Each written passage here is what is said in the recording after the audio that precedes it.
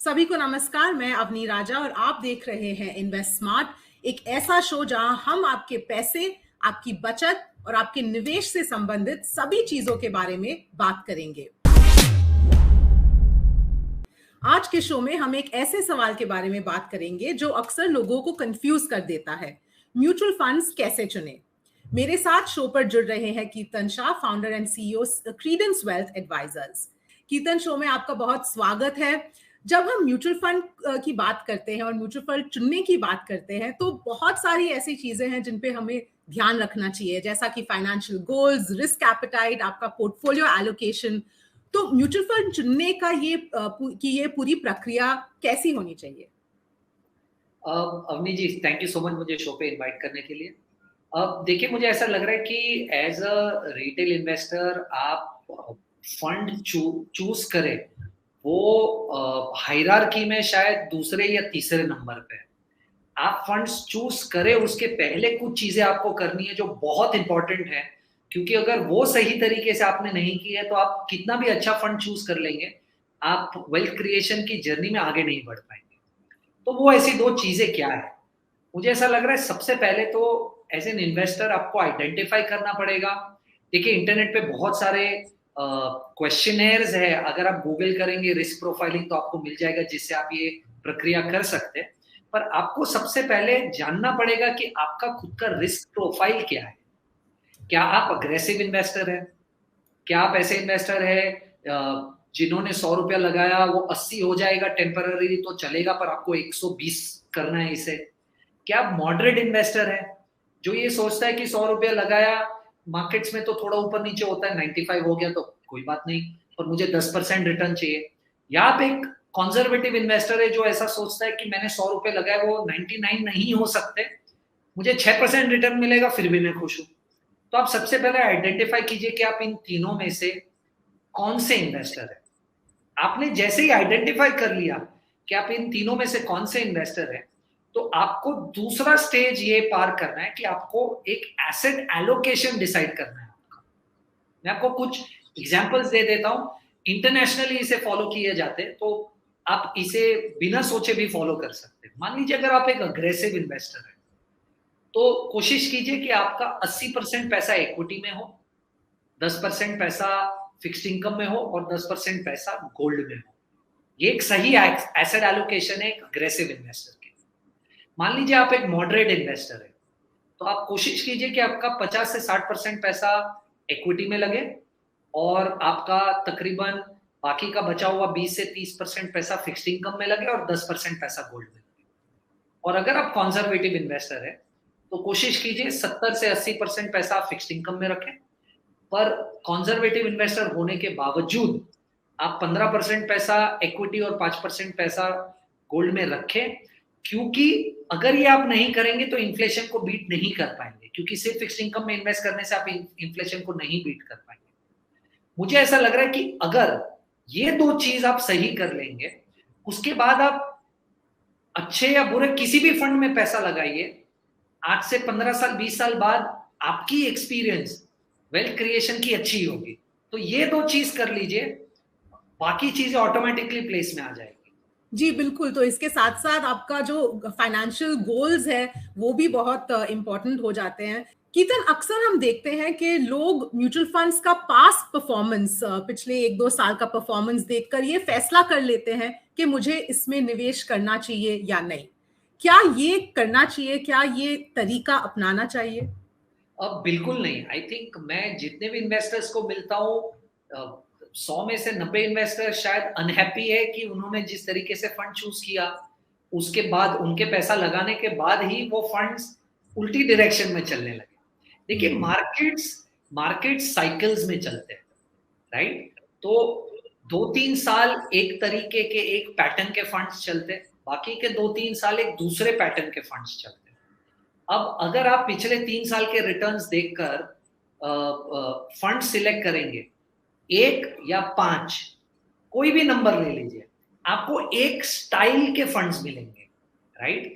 तो 2 स्टाइल्स है जिनकी मैं बात कर रहा हूँ या यहाँ रेफरेंस दे रहा हूँ। एक है वैल्यू इन्वेस्टिंग की स्टाइल और दूसरी है ग्रोथ इन्वेस्टिंग की स्टाइल। आपको कुछ म्यूचुअल फंड के एग्जांपल्स देके भी समझा सकता हूँ। जब आप वैल्यू इन्वेस्टिंग की बात करें तो एचडीएफसी और आईसीआईसीआई जैसे फंड्स आ जाते हैं। तो आप देखिए पिछले 1.5-2 साल में एचडीएफसी और आईसीआईसीआई फंड्स ने बहुत अच्छा किया है, क्योंकि पिछले 1.5-2 साल से वैल्यू इन्वेस्टिंग जो स्टाइल है वो चल रहा है, राइट। अब पिछला 2 साल छोड़ दीजिए और उसके आगे के 3 साल देखिए, तो आपने देखा एक्सिस जैसे फंड बड़ा अच्छा कर रहे थे, क्योंकि तब ग्रोथ इन्वेस्टिंग चल रहा था।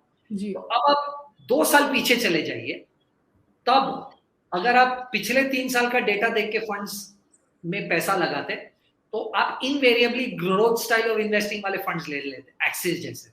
और तब अगर पैसा लगाते तो आज 18 महीने बाद आपको उन फंड्स में मजा नहीं आता, क्योंकि वो फंड चले ही नहीं है, राइट। तो समझने की बात यह है कि मार्केट्स 2 या 3 साल के साइकिल्स में चलते हैं।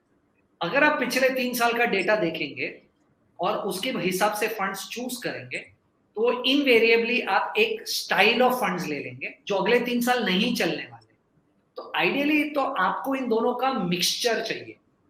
तो सबसे पहले तो थोड़ी सी एक होमवर्क करनी पड़ेगी आपको कि वैल्यू स्टाइल ऑफ इन्वेस्टिंग कौन से फंड्स करते हैं और ग्रोथ स्टाइल ऑफ इन्वेस्टिंग कौन से फंड्स करते हैं। मैं आपको कुछ एग्जांपल्स दे दिए, आईसीआईसीआई, एचडीएफसी वैल्यू है, एक्सिस, निपॉन, ये ग्रोथ स्टाइल ऑफ इन्वेस्टिंग करते हैं। तो इन फंड्स के कॉम्बिनेशन बनाइए, जिससे होगा ये कि किसी भी स्टाइल का दौर चल रहा हो, आपके 4 में से 2 फंड्स तो उस दौर में चलेंगे।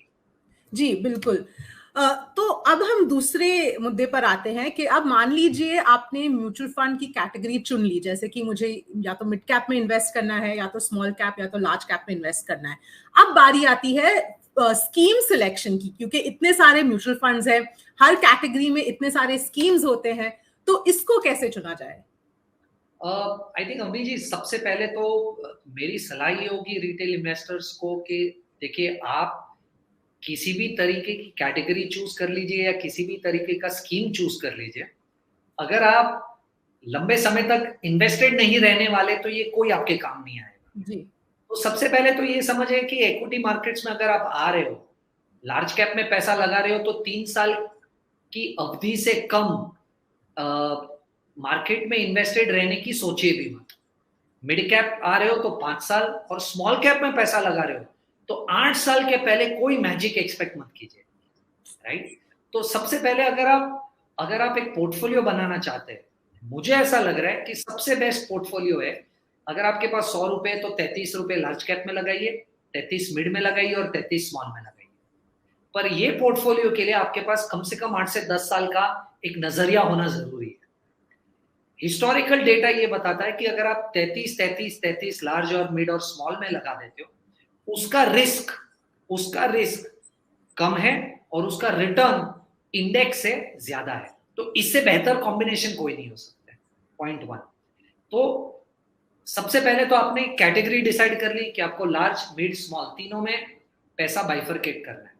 अब 2018 के बाद सेबी ने जो चेंजेस लाए हैं, और आपने देखा बहुत सारे अलग अलग कैटेगराइजेशन हो गए, direct passive investing, active investing, बहुत सारी ये चीजें हो रही है।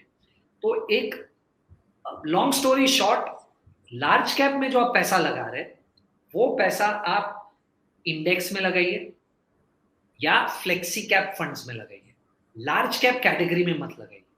तो लार्ज कैप में जो भी आपको पैसा लगाना है, इंडेक्स में लगाइए या फ्लेक्सी कैप कैटेगरी में लगाइए। मिड कैप और स्मॉल कैप्स में आप इंडेक्स में पैसा मत लगाइए, पर आप एक्टिव फंड मैनेजर्स को ढूंढिए और उसमें पैसा लगाइए। अगर ये आप कॉम्बिनेशन कर लेते हो और 8-10 साल का समय है आपके पास निवेश करने के लिए, मुझे नहीं लगता कि आपकी वेल्थ क्रिएशन जर्नी में कोई भी बाधा आ सकती। जी बिल्कुल। कीर्तन, एक और जो सवाल है वो हम काफी देखते भी हैं कि ओवर डाइवर्सिफिकेशन जिसे कहते हैं, जहां पे लोग बहुत सारे एक तरह के स्कीम्स में पैसा डाल देते हैं, छोटे छोटे अमाउंट्स को, लेकिन इससे क्या हो सकता है, क्योंकि ये भी काफी आपके पूरे पोर्टफोलियो, आपके रिटर्न्स पर काफी हानि पहुंचा सकती है। अवनी जी, ये ओवर डाइवर्सिफिकेशन करने से आपका रिस्क कम नहीं होता, इनफैक्ट आपका रिस्क बढ़ जाता है, राइट। और आपके रिटर्न्स बढ़ते नहीं, आपके रिटर्न्स कम हो जाएंगे। तो आपका जो ओरिजिनल एक्सपेक्टेशन है कि मैं रिस्क कम रखूं और रिटर्न बढ़ाऊं, उससे बिल्कुल उल्टा होगा अगर आप ओवर डाइवर्सिफाई करेंगे। क्योंकि देखिए, आप किसी भी एक म्यूचुअल फंड में जब पैसा निवेश करते हैं, तो वो म्यूचुअल फंड से आप एक्सपेक्ट कर रहे हैं कि वो इंडेक्स से आपको ज्यादा रिटर्न देगा, इंडेक्स से कम रिस्क लेगा। जी ये इसलिए कर पाते हैं क्योंकि फंड मैनेजर्स पूरा इंडेक्स नहीं खरीद रहे हैं। तो इंडेक्स में जी अगर 100 शेयर्स है, तो वो 30 स्टॉक्स में पैसा लगा रहे, क्योंकि उस 30 स्टॉक्स में उनका कन्विक्शन है, राइट। मान लीजिए अगर आप 4 या 5 या 10 फंड्स ले लेंगे एक ही कैटेगरी में और उन सब फंड्स को मिला देंगे, तो आप पूरा इंडेक्स जी खरीदेंगे। अगर आप पूरा इंडेक्स खरीद लेंगे तो आप इंडेक्स को बीट कैसे कर पाएंगे, या इंडेक्स से रिस्क कम कैसे कर पाएंगे। तो ओवर डाइवर्सिफाई बिल्कुल मत कीजिए, राइट। आपको एक कैटेगरी में एक या ज्यादा से ज्यादा 2 फंड्स में निवेश करना है। तो मान लीजिए लार्ज, मिड, स्मॉल, ये 3 कैटेगरी में अगर आपको पैसा लगाना है, तो 3 से 6 फंड मैक्सिमम, उससे ज्यादा आपको फंड्स की जरूरत नहीं है। आप 50,000 निवेश कर रहे हो या 5 करोड़ रुपया निवेश कर रहे हो। जी बिल्कुल। और कीर्तन, आज के लिए आखिरी सवाल मेरा, अगर आप समझा सकते हैं म्यूचुअल फंड के एक्सपेंस रेशियो के बारे में और उस पर कितना ध्यान देना चाहिए जब आप चुन रहे हैं कौन सी स्कीम में निवेश करना है। अब देखिए, मुझे ऐसा लग रहा है कि आप अगर थियोरेटिकली देखें तो डिफरेंस डेफिनेटली है एक्सपेंस रेशियो में। एक फंड अगर आपको 1.5% चार्ज कर रहा है और दूसरा 2% चार्ज कर रहा है, तो 50 पैसे का आज से 10 साल बाद एक काफी बड़ा इम्पैक्ट पोर्टफोलियो पे थियोरेटिकली दिख सकता है, डेफिनेटली, राइट। पर हमें समझना भी ये है कि एक्सपेंस रेशियो की वजह से आप अपना इन्वेस्टमेंट डिसीजन चेंज नहीं कर सकते। अब जैसे मैं आपको एक एग्जांपल देता हूं। मान लीजिए आज आप हम स्मॉल कैप्स की बात कर रहे हैं। अगर आप पिछले 3 साल का स्मॉल कैप का रिटर्न देखें, तो इंडेक्स ने तकरीबन 33-34% रिटर्न दिया है, CAGR। पर बेस्ट एक्टिव फंड ने 55% रिटर्न दिया। ये हालांकि एक एक्सट्रीम एग्जांपल है, पर मैं इस एग्जांपल से कुछ समझाना चाहता हूं। इसका मतलब है कि इस एक्टिव फंड ने आपके इंडेक्स को 20% CAGR से साल दर साल बीट किया है। अब मुझे बताइए, अगर मेरा पैसा इस फंड में निवेश किया हुआ होता, तो क्या मैं वो आधे % के लिए डिस्कशन करता? बिल्कुल नहीं। आर्गुमेंट यहाँ ये है कि वो सबसे बेस्ट फंड आप चूज कैसे करेंगे, राइट। हाँ पॉसिबल नहीं है। इसलिए कहना ये चाहता हूं कि अगर आप मिड कैप और स्मॉल कैप में कैटेगरी एवरेज भी देखें, कैटेगरी एवरेज कि सब फंड्स ने मिलाकर एवरेज रिटर्न क्या दिया है, तो मिड कैप और स्मॉल कैप ने आराम से इंडेक्स को 5 से 10% तक बीट किया हुआ है। तो मिड कैप और स्मॉल कैप में प्लीज एक्सपेंस रेशियो पे उतना ध्यान मत दीजिए, राइट। अच्छा फंड चूज करेंगे तो आपको बहुत ज्यादा इंडेक्स बीटिंग रिटर्न्स मिल सकते हैं। लार्ज कैप में मुझे लगता है कि आपको ध्यान देना चाहिए, तो लार्ज कैप में आप इंडेक्स फंड्स को चूज कीजिए। बिल्कुल। कीर्तन, हमारे साथ जुड़ने के लिए और बातचीत करने के लिए बहुत बहुत धन्यवाद। आज के लिए बस इतना ही, मिलेंगे फिर अगले हफ्ते एक और मुद्दे के साथ।